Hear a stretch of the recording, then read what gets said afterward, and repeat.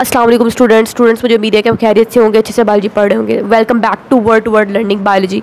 जी students, मैं आपको word to word learning करवाती हूँ। अब मैंने ना काफ़ी ज़्यादा कमेंट्स पढ़े, तो उसमें बहुत से स्टूडेंट्स का ये कंसर्न था और बहुत से स्टूडेंट का ये क्वेश्चन था कि मैम क्या पूरी बायोलॉजी याद करनी होती है? हमें समझ नहीं आती कि हम बायोलॉजी में से क्या क्या याद करें, क्या क्या छोड़ दें, कौन सा टॉपिक, मतलब हमें बायोलॉजी सारी समझ आ जाती है, हम लेक्चर आपके सुन रहे हैं, हमें बायोलॉजी सारी समझ आ रही है, लेकिन हमें ये समझ नहीं आ रहा कि कौन सा टॉपिक हमने याद करना है, कौन सा नहीं करना। तो मैं इस कॉन्सेप्ट ये वाला जो क्वेश्चन है ना, इसको क्लियर करना चाहती हूँ।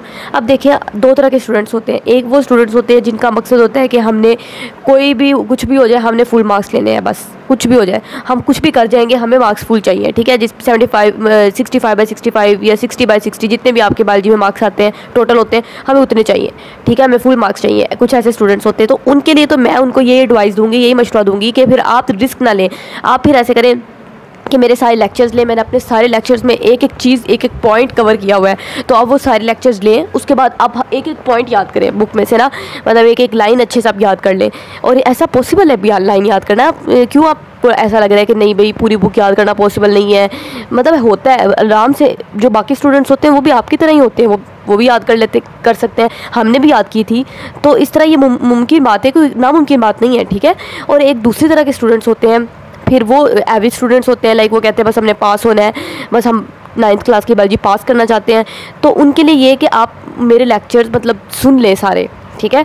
और इसके अलावा मैं फिर आपको हर चैप्टर के ना इंपॉर्टेंट क्वेश्चन के अलग से मैं वीडियो बना दूंगी। उसमें मैं आपको बताऊंगी कि इस चैप्टर में ये इंपॉर्टेंट है, ये इंपॉर्टेंट शॉर्ट क्वेश्चन है, यही इंपॉर्टेंट लॉन्ग क्वेश्चन है, ठीक है। तो इस तरीके से आपके शॉर्ट और इंपॉर्टेंट लॉन्ग क्वेश्चन कवर हो जाएंगे। और MCQ, इसके अलावा जब आपने मेरे लेक्चर सुने होंगे ना, तो कोई भी अगर MCQs आते हैं वो भी आपसे सॉल्व हो जाएंगे, क्योंकि कुछ ना कुछ इंसान को याद आ ही जाता है कि मैंने लेक्चर सुना था।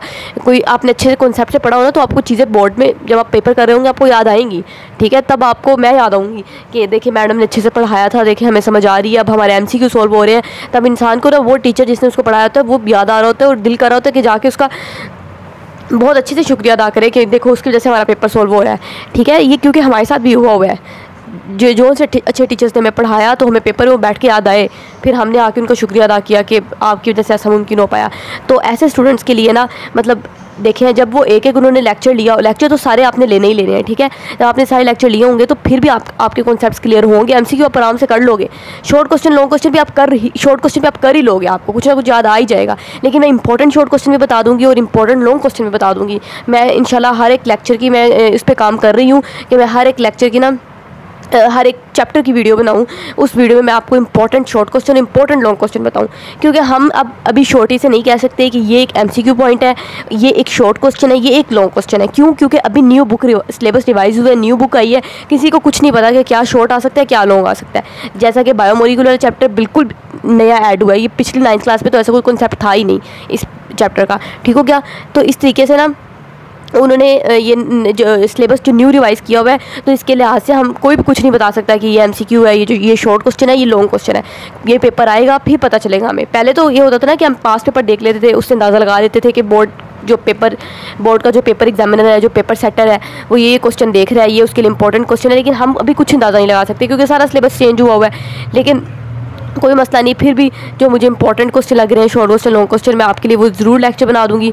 तो आप उनको ज़रूर देखें और सारे लेक्चर आप ज़रूर सुने, क्योंकि जब आप लेक्चर सुनेंगे आपको कॉन्सेप्ट्स क्लियर होंगे। ये कॉन्सेप्ट्स आपको फ्यूचर में ज़रूर हेल्प देंगे, ठीक है। जब आपके सारे कॉन्सेप्ट अभी से क्लियर होंगे तो 10th में भी इसी तरीके से इंशाल्लाह मैं आपको पढ़ाऊँगी। तो first year biology, second year biology भी इंशाल्लाह मैं पढ़ाऊँगी। तो जब इस तरीके से आप सारे अच्छे कॉन्सेप्ट्स आपने बायोलॉजी क्लियर की होगी तो फर्स्ट अटैम्प्ट में इंशाल्लाह आपका MD-CAT जो है ना वो क्लियर हो जाएगा, क्योंकि MD-CAT है ही सारी कॉन्सेप्ट्स की गेम। जब आपके सारे कॉन्सेप्ट क्लियर हो जाएंगे तो MD-CAT आपका आराम से क्लियर हो जाएगा, ठीक है। जो कि कुछ स्टूडेंट्स का आप में से टारगेट होगा, मतलब डॉक्टर बनना है उन्होंने, तो उसके लिए वो टेस्ट लाजमी होता है, ठीक है। तो वो फिर आराम से निकल जाता है टेस्ट, अगर आपके कॉन्सेप्ट क्लियर हो, अगर आपने शुरू से अपने कॉन्सेप्ट पे काम किया हो, वरना फिर आगे जाके आपको सफ़र करना पड़ता है। तो इसलिए मेरा वही मकसद है कि मैं अभी से आपका कॉन्सेप्ट क्लियर करवाऊँ, अभी से 9th क्लास में आपके कॉन्सेप्ट क्लियर हो, आगे जाकर आपको सफ़र ना करना पड़े, ठीक हो गया। क्योंकि मैंने कुछ स्टूडेंट्स को देखा है वो इसके लिए सफ़र कर रहे होते हैं, उनके फिर 1-1, 2-2 साल आगे जाके ज़ाया होते हैं, क्योंकि कॉन्सेप्ट ऑब्वियसली क्लियर नहीं हुए होते, ठीक है।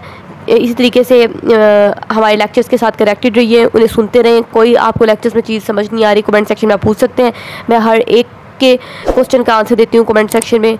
इसी तरीके से आप हमारे चैनल के साथ जुड़े रहिए, हमारे चैनल को सब्सक्राइब करें, अपने फ्रेंड के साथ शेयर करें, लाइक करें। अल्लाह हाफिज़।